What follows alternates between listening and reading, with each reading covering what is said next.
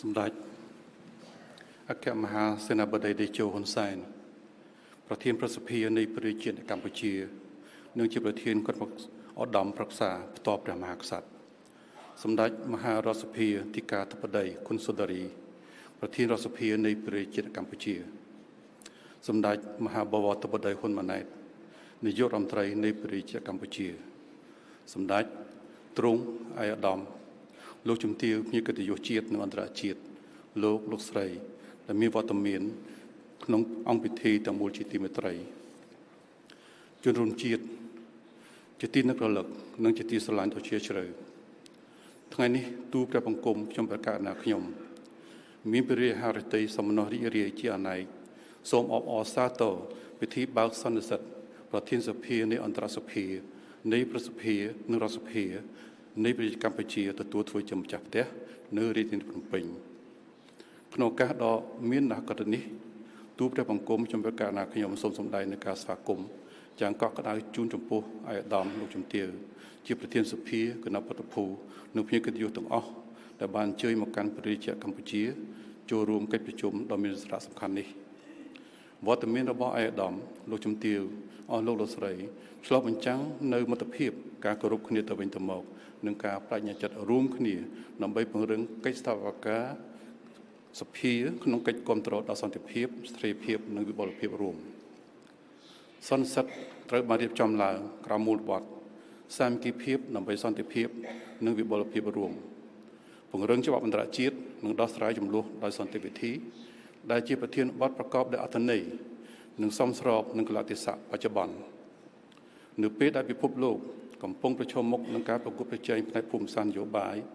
ជម្លោះប្រដាប់អាវុធការបាត់បង់ទំនុកចិត្តគ្នាទៅវិញទៅមកនិងបញ្ហាប្រឈមផ្នែកសន្តិសុខទាំងបែបប្រពៃណីនិងមិនមែនប្រពៃណីប្រធានបទនេះបង្ហាញយ៉ាងច្បាស់អំពីការចាំបាច់ជាបន្ទាន់ក្នុងការពង្រឹងកិច្ចសន្ទនាការអត់ធ្មត់កិច្ចសហប្រការនិងការប្រកាន់ខ្ជាប់នៅនីតិអន្តរជាតិសម្ដេចឯកឧត្តមលោកជំទាវអស់លោកស្រីភ្ញៀវកិត្តិយសជាតិនិងអន្តរជាតិទីគោរពការជ្រើសរើសព្រះរាជាណាចក្រកម្ពុជានិងរាជធានីភ្នំពេញជាទីតាំងសម្រាប់រៀបចំសន្និសីទនេះមានអត្ថន័យពិសេសខ្លាំងណាស់កម្ពុជាស្ថិតនៅចំណុចប្រសពនៃអរិយធម៌វប្បធម៌និងប្រជាជនឆ្លងកាត់ប្រវត្តិសាស្ត្ររបស់ខ្លួនកម្ពុជាជាទឹកដីនៃការផ្លាស់ប្ដូរការប្រស្រ័យទាក់ទងជាមួយគ្នានិងកិច្ចស្ថាបនាការរាជធានីភ្នំពេញដែលគេស្គាល់ថាជាទីក្រុងចតុមុខជាទីប្រសពនៃទន្លេ4ពិតជាផ្ដល់នៅនិមិត្តរូបដ៏ស័ក្តិសមសម្រាប់ការជួបជុំថ្ងៃនេះនៅទីនេះខ្សែទឹកផ្សេងហូរមកជួបប្រសពគ្នាដោយទន្លេនីមួយៗនៅតែរក្សាបាននូវអត្តសញ្ញាណនិងលក្ខណៈពិសេសរៀងៗខ្លួនប៉ុន្តែរួមគ្នាហូរឆ្ពោះទៅកាន់ទិសដៅរួមតែមួយនិមិត្តរូបនេះបញ្ឈប់បញ្ចាំងយ៉ាងជ្រាលជ្រៅអំពីស្មារតីនៃសន្និសីទដែលប្រមូលផ្ដុំថ្នាក់ដឹកនាំសភាមកពីតំបន់វប្បធម៌និងប្រព័ន្ធនយោបាយចម្រុះដើម្បីពង្រឹងការយោគយល់គ្នាទៅវិញទៅមកកសាងទំនុកចិត្តនិងពង្រីកកិច្ចសហការសម្ដៅរួមចំណែកដល់ផលប្រយោជន៍រួមនិងអនាគតប្រកបដោយសន្តិភាពនិងវិបុលភាពសម្រាប់ទាំងអស់គ្នាប្រវត្តិសាស្ត្ររបស់កម្ពុជាបានផ្ដល់នូវអត្ថន័យដ៏ជ្រាលជ្រៅនិងពិសេសចំពោះការពិភាក្សានៃសន្និសីទនេះប្រជាជាតិយើងខ្ញុំធ្លាប់ស្គាល់ទាំងភាពរុងរឿងដ៏ត្រចះចង់នៃអរិយធម៌អង្គរសោកនាដកម្មនៃសង្គ្រាមនិងការបែកបាក់ព្រមទាំងដំណើរដ៏វែងឆ្ងាយនៃការស្ដារនិងកសាងជាតិឡើងវិញដោយបានឆ្លងកាត់ទុក្ខលំបាកនិងចំនួនអស់ជាច្រើនទសវត្សរ៍កម្ពុជាយល់យ៉ាងជ្រាលជ្រៅអំពីតម្លៃដ៏វិសេសវិសាលនៃសន្តិភាពការផ្សះផ្សាជាតិនិងការរួមរស់ដោយសុខដុមរមនាតាមរយៈការផ្សះផ្សាជាតិកិច្ចសន្ទនាប្រកបដោយបរិយាបន្ននិងការអនុវត្តប្រកបដោយជោគជ័យនៃនយោបាយឈ្នះក្រោមការដឹកនាំប្រកបដោយចក្ខុវិស័យរបស់សម្ដេចអគ្គមហាសេនាបតីតេជោ ហ៊ុនសែនកម្ពុជាទទួលបាននូវសុខសន្តិភាពឯកភាពជាតិស្ថិរភាពនិងការអភិវឌ្ឍបទពិសោធន៍នេះរំលឹកយើងថាសន្តិភាពមិនមែនកើតឡើងដោយឯងទេសន្តិភាពត្រូវកសាងឡើងដោយភាពក្លាហាននយោបាយការជឿជាក់ការផ្សះផ្សាការសន្ទនានិងការគោរពនីតិរដ្ឋសន្តិភាពដែលកម្ពុជាបានសម្រេចបានក្រោយការតស៊ូនិងការលះបង់ដ៏ធំធេង បានបើកផ្លូវឲ្យប្រទេសរបស់យើងខ្ញុំដើរតួនាទីកាន់តែសកម្មក្នុងការរួមចំណែកលើកកម្ពស់សន្តិភាពស្ថិរភាពនិងការវិវត្តប្រកបដោយចីរភាពទាំងក្នុងតំបន់និងនៅលើឆាកអន្តរជាតិសន្តិភាពនេះបានអនុញ្ញាតឲ្យកម្ពុជាធ្វើសមាហរណកម្មកាន់តែស៊ីជម្រៅជាមួយអាស៊ានអនុតំបន់មេគង្គនិងសហគមន៍អន្តរជាតិព្រមទាំងពង្រីកការរួមចំណែករបស់ខ្លួនតាមរយៈការទស្សភាប្រតិបត្តិការរក្សាសន្តិភាពអង្គការសហប្រជាជាតិសកម្មភាពមនុស្សធម៌ការជំរុញកិច្ចសន្ទនាអន្តរជាតិនិងកិច្ចការបោះសម្អាតមីនដើម្បីជាប្រយោជន៍ដល់សន្តិភាពនិងសន្តិសុខរួមរបស់មនុស្សជាតិដោយផ្អែកលើបទពិសោធន៍ផ្ទាល់ក្នុងការឆ្លងកាត់សង្គ្រាមការផ្សព្វផ្សាយជាតិនិងការស្ដារនិងកសាងប្រទេសឡើងវិញកម្ពុជាបានប្រែក្លាយមេរៀនដ៏ជឿចាប់ពីអតីតកាលទៅជាការរួមចំណែកដ៏មានអត្ថន័យក្នុងការលើកកម្ពស់សន្តិភាពនិងកិច្ចមនុស្សធម៌នៅលើឆាកអន្តរជាតិដោយត្រូវបានសហគមន៍អន្តរជាតិទទួលស្គាល់ថាជាប្រទេសឈានមុខក្នុងវិស័យសកម្មភាពបោះសម្អាតមីននិងការបោះសម្អាតសំណល់ជាតិផ្ទុះពីសង្គ្រាមកម្ពុជាបានចែករំលែកចំណេះដឹងជំនាញនិងបទពិសោធន៍របស់ខ្លួនជាមួយបណ្ដាប្រទេសដែលកំពុងងើបពីចំនួនដោយរួមចំណែកសង្គ្រោះអាយុជីវិតការពារសេចក្តីថ្លៃថ្នូររបស់មនុស្សស្ដារសហគមន៍ឲ្យមានសុវត្ថិភាពឡើងវិញនិងបង្កើតមូលដ្ឋានដ៏រឹងមាំសម្រាប់ការវិវត្តប្រកបដោយចីរភាពនៅក្នុងសម័យនេះខ្ញុំមានសេចក្តីសោមនស្សរីករាយដែលបានកត់សម្គាល់ឃើញការបន្តបដិញ្ញាចិត្តរបស់កម្ពុជាក្នុងការលើកកម្ពស់សន្តិភាពក្នុងតំបន់និងលើសកលលោកតាមរយៈគោលដៅអធិភាពនានារបស់ប្រសិទ្ធភាពនីតិកាលទី5ជាពិសេសតាមរយៈការពង្រឹងកិត្តិយសភាពតាមបែបប្រជាធិបតេយ្យនិងការជំរុញការទូតសភាក្នុងនាមជាយន្តការពិសេសមួយសម្រាប់ការសន្ទនានិងការកសាងទំនុកចិត្តការទូតសភាបានរួមចំណែកលើកកម្ពស់ចំណងមិត្តភាពពង្រឹងការយល់ដឹងគ្នាទៅវិញទៅមកនិងពង្រីកកិច្ចសហការរវាងសភានានាដែលបំពេញបន្ថែមដល់ការទូតបែបប្រពៃណីនិង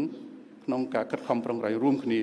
ដើម្បីសន្តិភាពស្ថិរភាពនិងបលភាពប្រកបដោយចីរភាពរួមសម្ដេចឯកឧត្តមលោកជំទាវអស់លោកស្រីភ្លិកតយុសជាតិនិងអន្តរជាតិជាទីគោរពទូព្រះបង្គំខ្ញុំប្រកាសថាខ្ញុំមានជំនឿជឿជាក់ថាការធ្វើជាម្ចាស់ផ្ទះសន្និសីទប្រធានសភាអន្តរសភាលើកទី2គឺជាមោទនភាពដ៏ធំធេងសម្រាប់ប្រជាជាតិកម្ពុជាហើយក៏ជាការរួមចំណែកដ៏មានអត្ថន័យក្នុងការពង្រឹងកិច្ចសហការអន្តរសភាក្នុងគ្រាដែលពិភពលោកកំពុងប្រឈមមុខនឹងភាពមិនច្បាស់លាស់និងបញ្ហាប្រឈមកាន់តែស្មុគស្មាញព្រឹត្តិការណ៍នេះបានបង្ហាញយ៉ាងច្បាស់ពីការបដិញ្ញាចិត្តរបស់កម្ពុជាក្នុងការលើកកម្ពស់សន្តិភាពស្ថិរភាពនិងវិបុលភាពរួមតាមរយៈកិច្ចសន្ទនានិងការទូតសភាដោយបន្តពង្រឹងលើភាពជោគជ័យនៃការធ្វើជាម្ចាស់ផ្ទះដែលកម្ពុជាទទួលបានក្នុងសម័យប្រជុំពេញអង្គលើកទី11នៃសភាអន្តរជាតិសម្រាប់ការអត់ឱននិងសន្តិភាពកាលពីឆ្នាំ2024ទូលព្រះបង្គំខ្ញុំប្រកាសថាខ្ញុំសង្ឃឹមយ៉ាងមុតមមថាសន្និសីទប្រធានសភានៃអន្តរសភាលើកទី2នេះនឹងក្លាយជាព្រឹត្តិការណ៍ប្រវត្តិសាស្ត្រមួយក្នុងការពង្រឹងសាមគ្គីភាពសភានិងអះអាងជាថ្មីនៃការបដិញ្ញាចិត្តរួមរបស់យើងដើម្បីសន្តិភាពការយោគយល់គ្នាទៅវិញទៅមកការផ្សះផ្សានិងការជឿជាក់រវាងប្រជាជាតិនិងប្រជាជាតិសូមឲ្យសន្និសីទនេះក្លាយជាប្រភពនៃជំនឿជឿថ្មីលើការសន្ទនាពង្រឹងឆន្ទៈរួមរបស់យើងក្នុងការលើកតម្កើងនិងគោរពច្បាប់អន្តរជាតិព្រមទាំងលើកកម្ពស់កិច្ចសហការកាន់តែជិតស្និទ្ធដើម្បីកសាងពិភពលោកមួយដែលមានសន្តិភាពយុត្តិធម៌និងវិបុលភាពប្រកបដោយចីរភាពសូមឲ្យយើងរួមគ្នាប្រែក្លាយសាមគ្គីភាព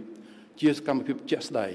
និងផ្លាស់ប្ដូរបំណងប្រាថ្នារួមរបស់យើងឲ្យទៅជាការរីកចម្រើនស្ថិតស្ថេរគង់វង្សដើម្បីជាប្រយោជន៍ដល់មនុស្សជំនាន់នេះនិងជំនាន់ក្រោយទៀតសន្តិភាពនិងវិបុលភាពមិនអាចចែកដាច់គ្នាពីបានទេចេញពីគ្នាបានទេសន្តិភាពមិនអាចគង់វង្សទេបើការអភិវឌ្ឍត្រូវបានគេបដិសេធការអភិវឌ្ឍមិនអាចរីកចម្រើនបាននៅក្នុងស្ថានភាពចំនួនហើយទាំងសន្តិភាពទាំងការអភិវឌ្ឍមិនអាចរក្សាបានទេបើគ្មានការជឿជាក់យុត្តិធម៌និងនីតិរដ្ឋក្នុងហេតុផលនេះសាមគ្គីភាពបណ្ដាប្រទេសជាតិមិនអាចផ្អែកលើសុចន្ទៈតែមួយមុខបានឡើយសាមគ្គីភាពនេះត្រូវតែឈរលើមូលដ្ឋាននៃការទទួលខុសត្រូវរួមការគោរពគ្នាទៅវិញទៅមកសន្តិសហវិជ្ជមាននិងប្រកាន់ខ្ជាប់ច្បាប់អន្តរជាតិសាមគ្គីភាពបែបនេះនឹងក្លាយជាមានន័យ នៅពេលដែលមានការស្ដែងចេញតាមរយៈកិច្ចសហការជាក់ស្ដែងអំណងល្អនិងការបដិញ្ញាប្រកបដោយស្មោះត្រង់ក្នុងការដោះស្រាយនៅភាពខុសគ្នាដោយសន្តិវិធីសភាមានតួនាទីយ៉ាងសំខាន់ក្នុងការប្រែក្លាយចក្ខុវិស័យនេះឲ្យក្លាយជាការពិតតាមរយៈការតាក់តែងច្បាប់ការត្រួតពិនិត្យការបំពេញតួនាទីជាតំណាងរបស់ប្រជាពលរដ្ឋនិងការទូតសភាបានរួមចំណែកពង្រឹងនីតិរដ្ឋលើកកម្ពស់កណ្ដាលនីតិភាពបង្ការចំនួននិងកសាងទំនុកចិត្តរវាងប្រជាជននិងប្រជាជាតិក្នុងពិភពលោកដែលមានការបែងចែកនិងស្មុគស្មាញកាន់តែខ្លាំងកិច្ចសន្ទនាសភានៅតែជាឧបករណ៍ដែលមិនអាចខ្វះបានក្នុងការជំរុញការយោគយល់គ្នាទៅវិញទៅមកការលើកទឹកចិត្តដល់ការសម្រុះសម្រួលនិងការលើកកម្ពស់ដំណោះស្រាយដល់សន្តិវិធីដែលផ្អែកលើច្បាប់អន្តរជាតិការពង្រឹងច្បាប់អន្តរជាតិគឺស្ថិតនៅចំកណ្ដាលនៃកិច្ចខំប្រឹងនេះច្បាប់អន្តរជាតិផ្ដល់នូវក្របខ័ណ្ឌរួមដែលតាមរយៈនេះរដ្ឋនានាទាំងធំទាំងតូចអាចរួមរស់ជាមួយគ្នាប្រកបដោយភាពថ្លៃថ្នូរសមភាពនិងសុវត្ថិភាព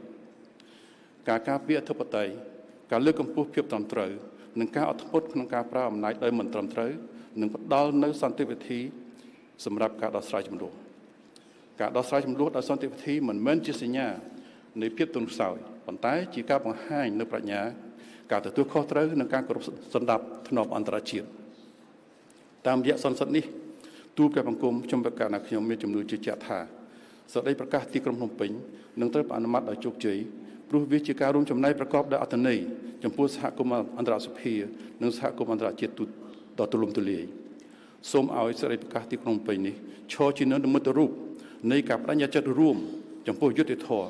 សិទ្ធិមនុស្សការអភិវឌ្ឍប្រកបដោយចីរភាពការកសាងសន្តិភាពការផ្សះផ្សាការដោះស្រាយជម្លោះដោយសន្តិវិធីនិងកិច្ចសហការឈរលើមូលដ្ឋាននៃច្បាប់អន្តរជាតិនៅចុងក្រោយនេះទូលព្រះបង្គំខ្ញុំព្រះកណាខ្ញុំសូមជូនពរសម្ដេចទ្រង់ឯកឧត្តមលោកជំទាវជាកិត្តិយសជាតិនិងអន្តរជាតិទាំងអស់លោកស្រីដែលមានវត្តមានក្នុងអង្គពិធីទាំងមូលសូមទទួលបាននូវសុខភាពល្អ